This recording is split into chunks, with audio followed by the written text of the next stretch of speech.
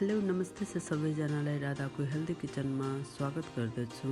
मैले चाहिँ आज हजुरहरूको लागि पहाडी स्टाइलको आलुका गुटकाको रेसिपी लिएर आएकी छु।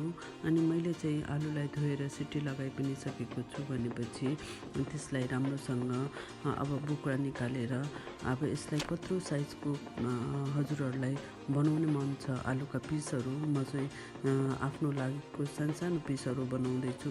अनि यो बनाएर पनि मैले एक साइड राखेको सजेस्टको छु भनेपछि मैले एउटा फलामको कराईको युज गरेको छु, किनभनेपछि फलामको कराईमा आलु टाँसिँदैन। त्यही भएर पनि मैले अब तेल हालिसकेपछि चाहिँ यसमा धनियाँ हालेछु। धनियाँपछि त्यो एउटा रातो खुर्सानी अनि एउटा हरियो खुर्सानी 4 पिस गरेर अनि त्यसपछि चाहिँ मैले आलु हाल्छु।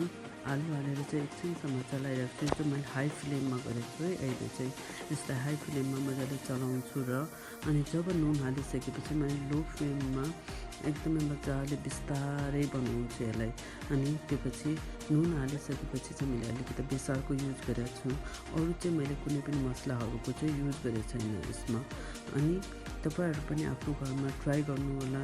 यो नयाँ हो, बच्चाहरूले पराठासँग अनि रोटीसँग खानालाई एकदमै राम्रो हुन्छ। अनि तपाईँहरूले ट्राई गर्दाखेरि पनि म कमेन्ट गर्नु होला कि यो कस्तो भयो भनेर। साथीहरूलाई सेयर पनि गरिदिनु होला। Thank you.